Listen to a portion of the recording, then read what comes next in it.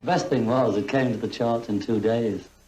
And everybody thought it was a fiddle because our managers' stores send in these, what is it, record things? Returns. And everybody down south thought, he's buying them himself or he's just fiddling the charts, you know. But he wasn't. Actually, we've been at it a long time before that. We've been to Hamburg. I think that's where we found our style. We developed our style because of this fellow there. He used to say, you've got to make a show for the people. And he used to come up every night shouting, Mac Show. So we used to Mac Show, and John used to dance around like a gorilla, and we'd all, you know, knock our heads together and things like that. Anyway, we got back to Liverpool, and all the groups there were doing this sort of shadows type of stuff.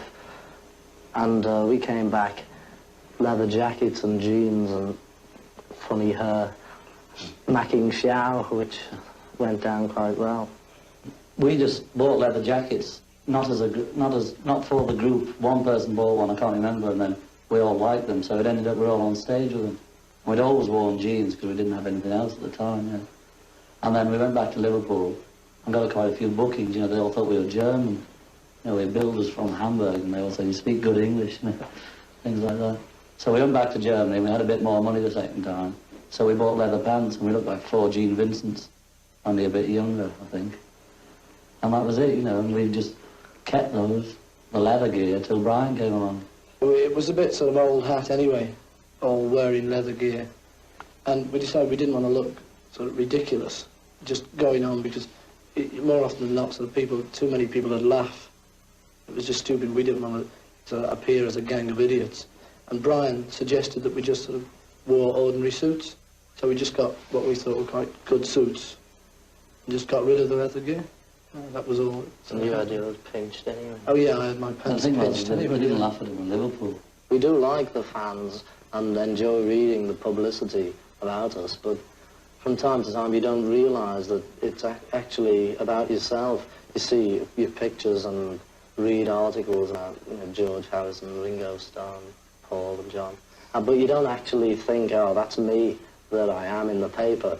It's funny, it's just as though it's a different person. When we go home, you know, we go in early in the morning when we finish the job, and the kids, you know, they don't know you at home. But if they find out, well, where I live, they get the drums out, you know, and beat it out, because it's a play street, and, you know, there's no traffic or nothing bothering them. And once, when the boys came for me, they popped in to see me mum and my dad, you know. We had to go out the back because, you know, there's 20 or 30 outside. And they wouldn't believe me, mother, you know, they'd knock in saying, can we have their autographs? So it built up, you know, so much. There was about 200 kids all around the door, and they was peeping through the window and knocking, you know. In the end, my mother was ill, you know, she was terrified out of her life, just all these kids and boys and girls and that, you know. They send us a lot of jelly babies and chocolates and things like that, because somebody wrote in one of the papers about presents and things that we had given to us, and John said he got some jelly babies, and I ate them. But ever since that, we've been inundated. We had about 2 ton a night. But the main trouble is they tend to throw them at us when we're on stage. And once I got one in my eye, which wasn't very nice. In fact, I've never been the same since. It all sounds complaining, you know, we're not. We're just putting the point is that, you know, it affects your home more than it does yourself, you know, because you know what to expect. But your parents and your family, you know, they don't know what's happening. How long are you going to last? Well, you can't say, you know. You can be big-headed and say, yeah, we're going to last 10 years. But as soon as you've said that, you think, you know, we're lucky if we last 3 months, you know. Well, obviously we can't keep playing the same sort of music until we're about 40, because when we're sort of old men playing From Me to You, nobody's going to want to know it's all about that sort of thing. So, you know, we've thought about it, and probably the thing that John and I will do will be write songs, as we have been doing as a sort of sideline now. We'll probably develop that a bit more, we hope. Who knows, at 40 we may not know how to write songs anymore.